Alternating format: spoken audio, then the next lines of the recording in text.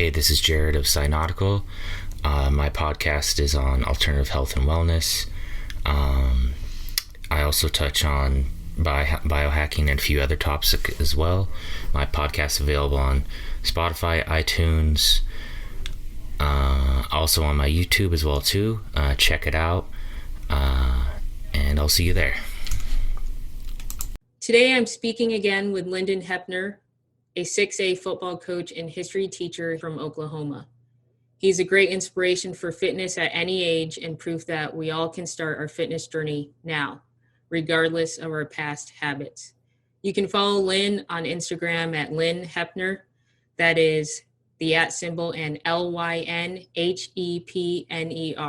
I will include that link in the podcast description. Today we will be discussing home workouts. So let's get into the conversation. Hi, Lyn. Hey, how's it going? Thank you for those kind words. Appreciate it.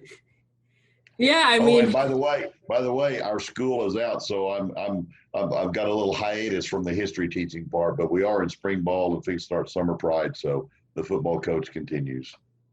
Yeah, and you said, we didn't get into the history teaching part, but you teach war history, correct? Yeah, it's called, I teach a world history class, but I also teach one called History of War.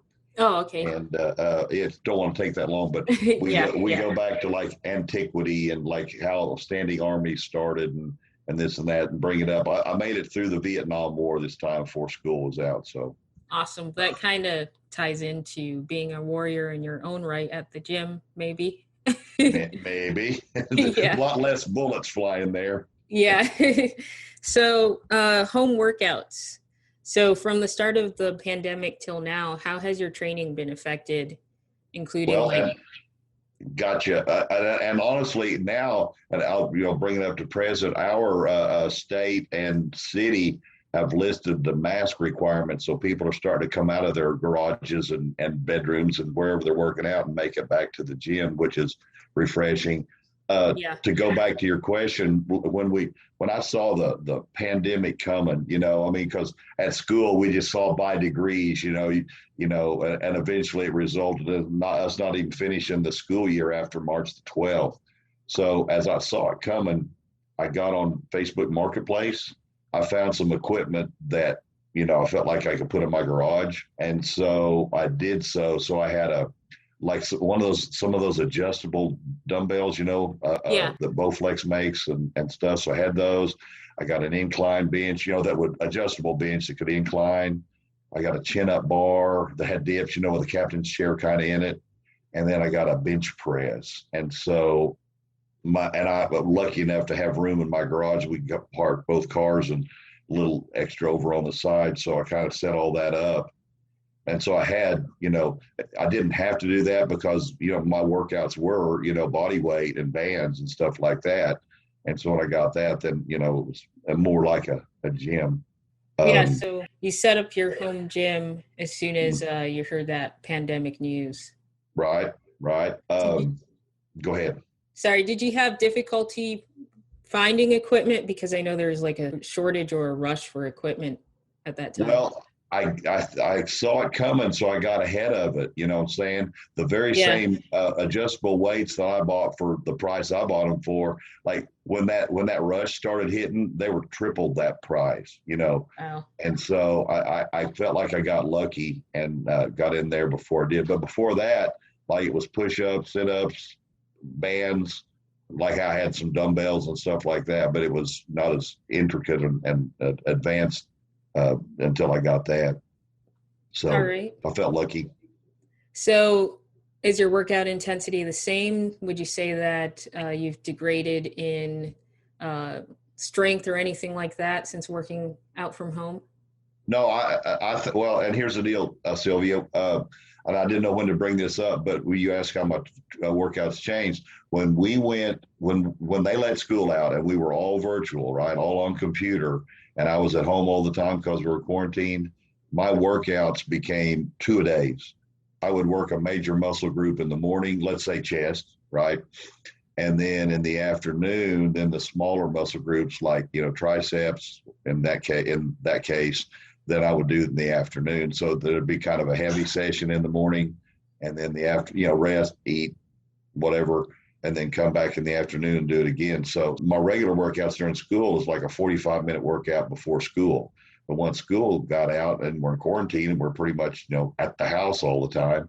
So then it just turned into a 2 a day. And I felt like really got some good gains then. Yeah. The intensity, you look in the mirror and there's, there's something better, stuff like that. So, I actually had time to, like, I videoed some stuff for our kids because we're wanting our kids to still work out at home, right?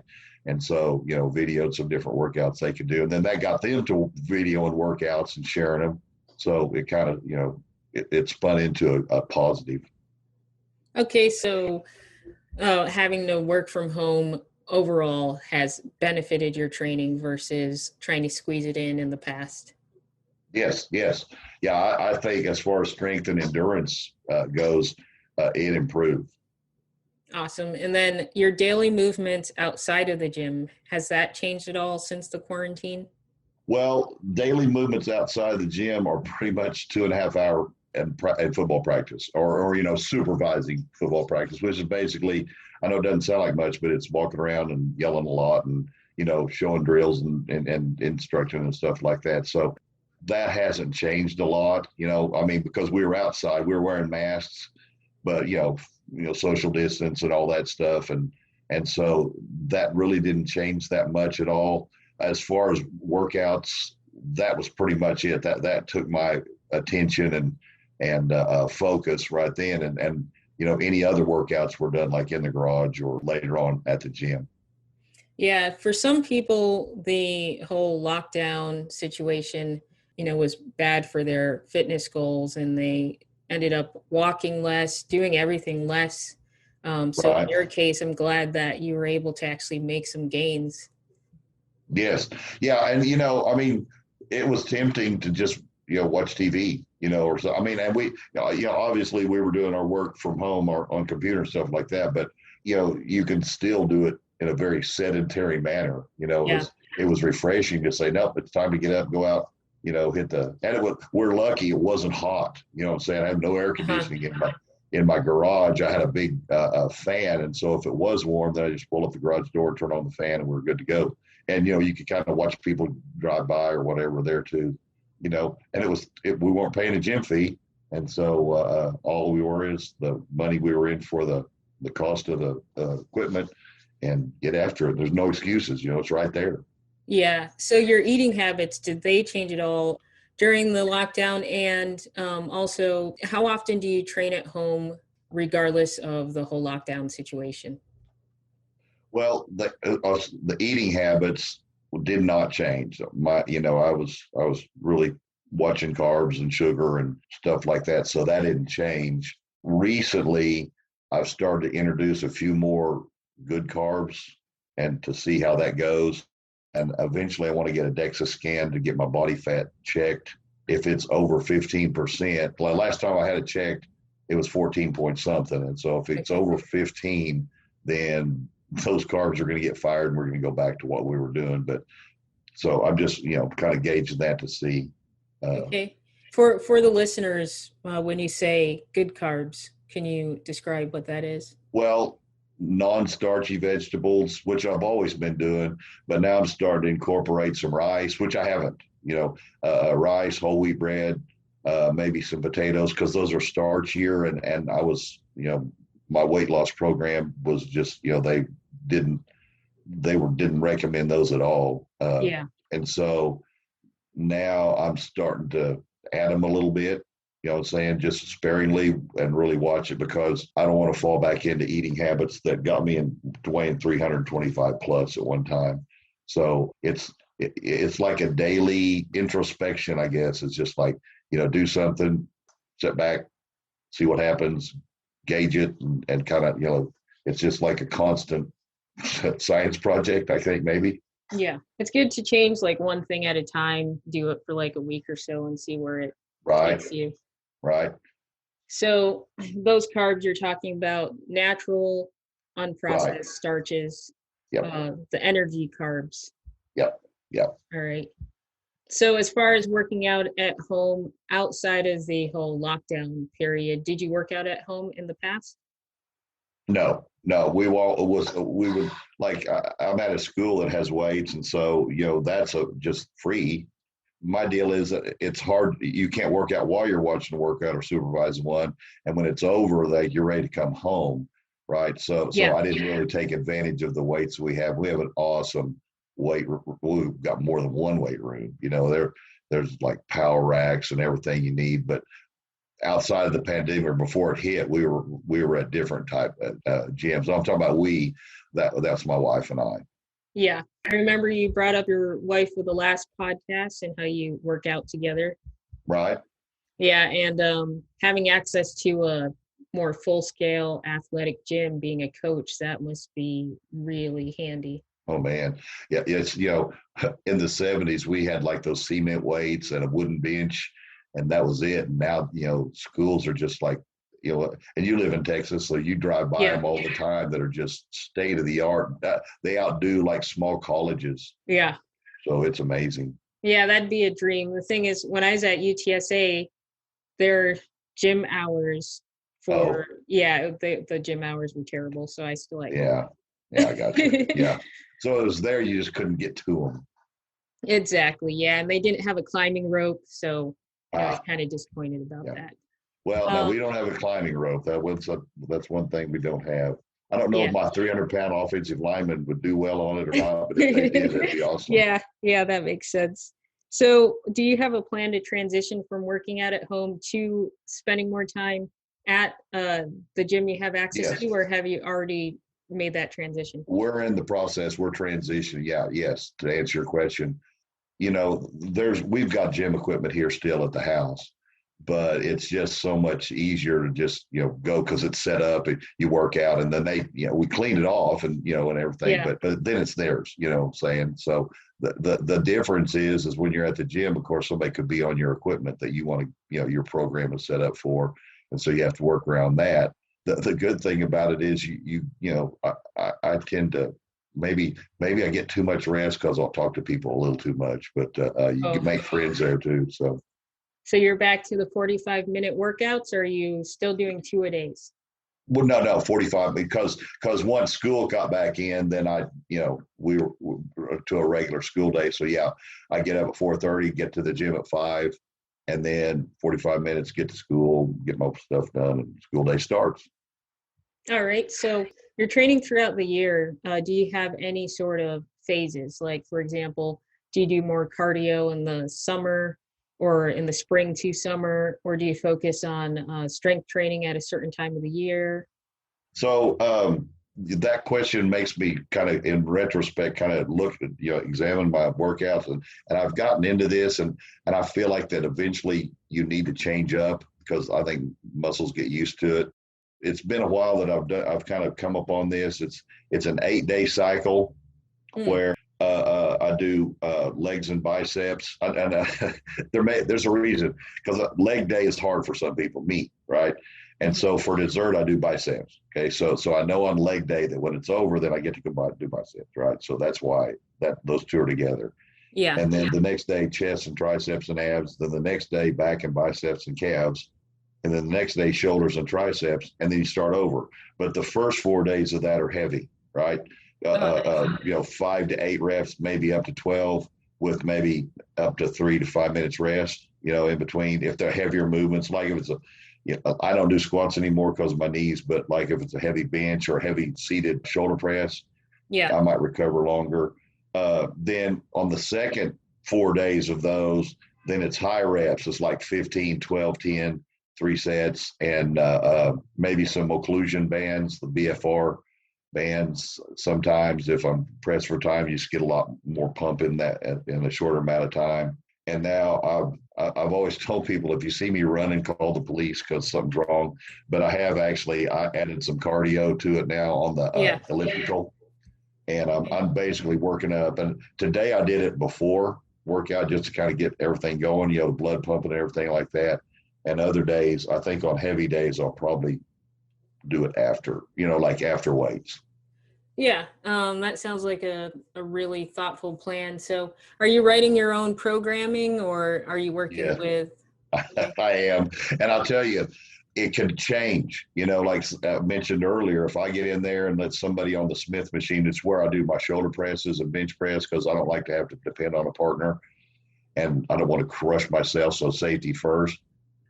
And so if somebody, there's two at my gym, right? And so if people are on them, then I might go to the dumbbells and do dumbbell presses, so that would change. But it's the same but different, right? You just find a different way to work what you're after. So it's kind of good in a way, because you can't get used to just one thing. And so there's always something else you can do if somebody's on you, or you could have patience and just wait till they get off. But Yeah. I won't stand there like staring over them or anything. So like chin ups, and you can find a place to do chin ups just about anywhere, or you can find pull downs or something. So you can always find something that works that muscle group, and that kind of makes it a little bit more novel, because you don't get in the same rut every time. And when you're at a gym, it's important to keep moving rather than just stand around. You want to get in that habit of standing around. You have all the rest of the day to stand around, Sure. Yeah.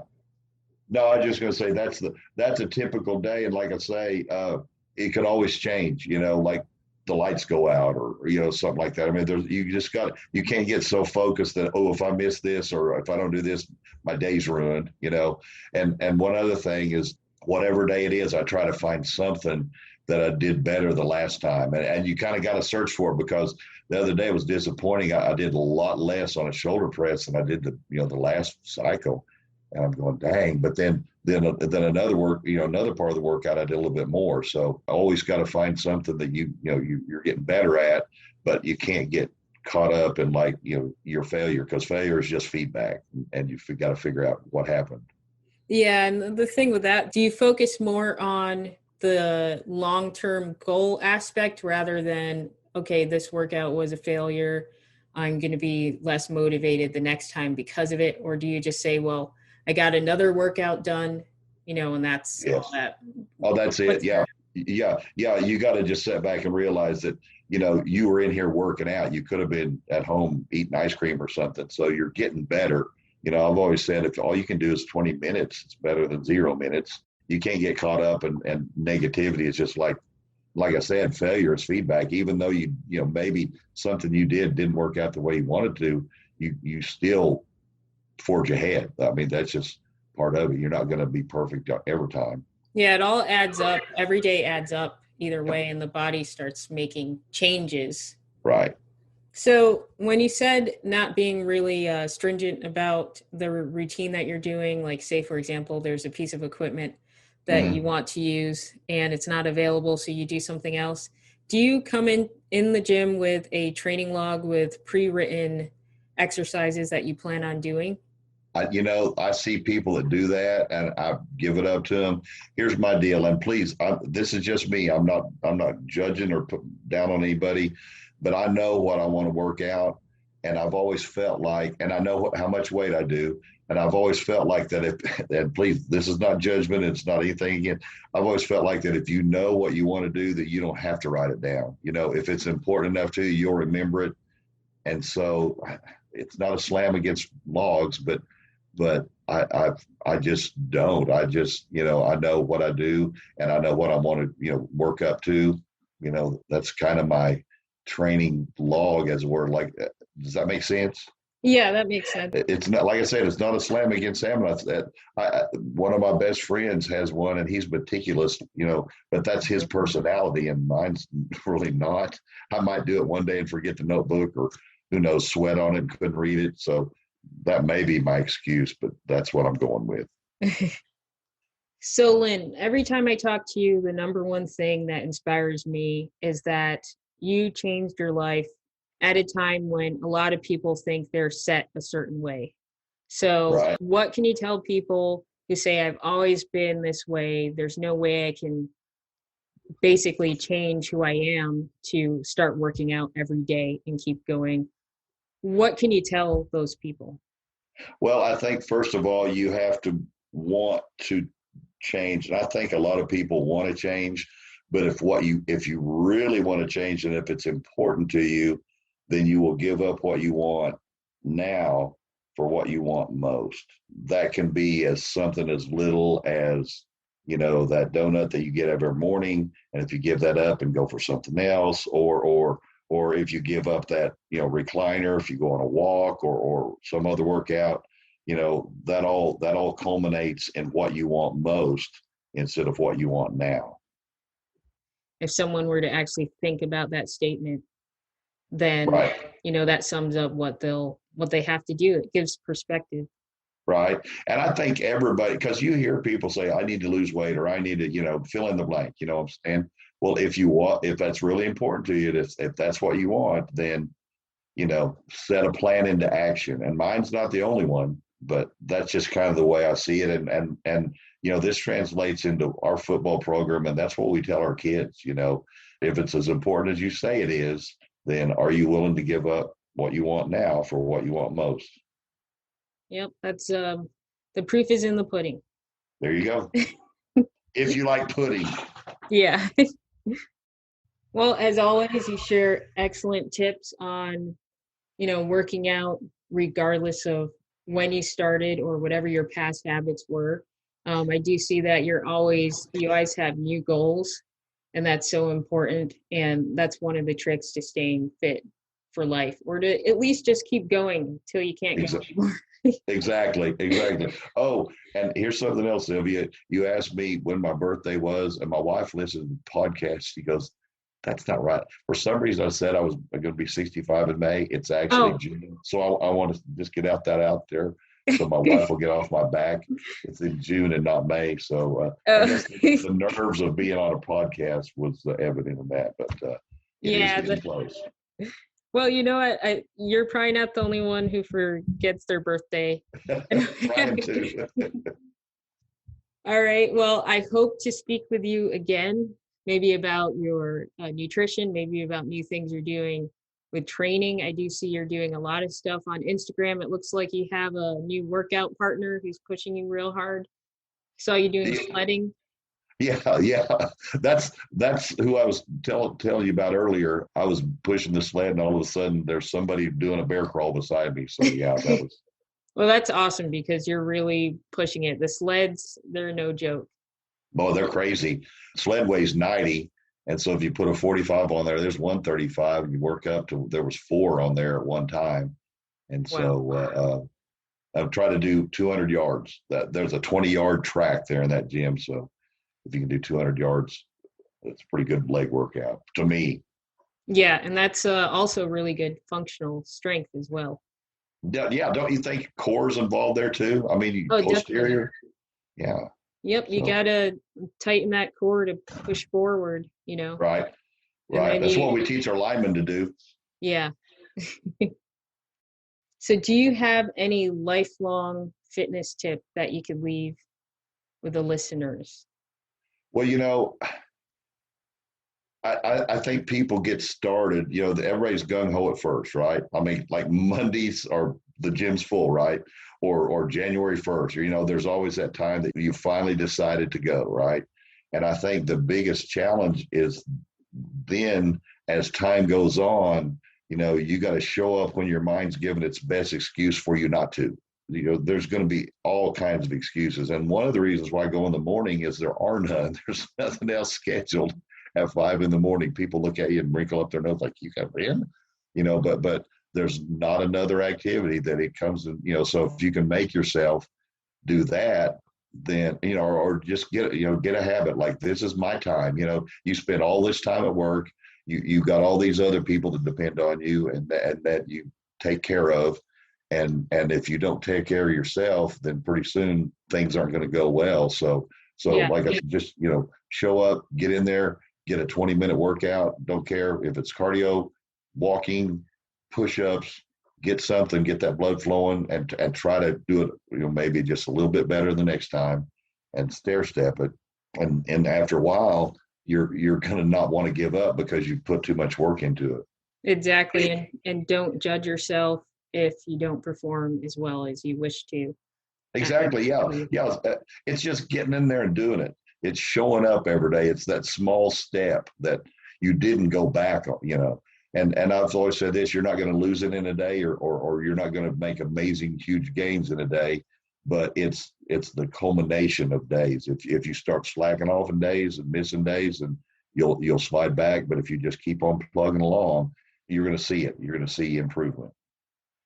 All right, Lyn. Well, thank you again for sharing your training secrets with us and always inspiring us with pushing forward and setting new goals and showing us that you can start training now regardless of your past habits. And again, anyone interested in following Lyn, they can follow him on Instagram at Lyn Hepner. That's LynHepner. Again, Lyn, thank you for joining me. Thank you. And I'm going to follow you and find out fitness tips from you, because I will steal anything I can to get better. You're welcome to do that. Thank you.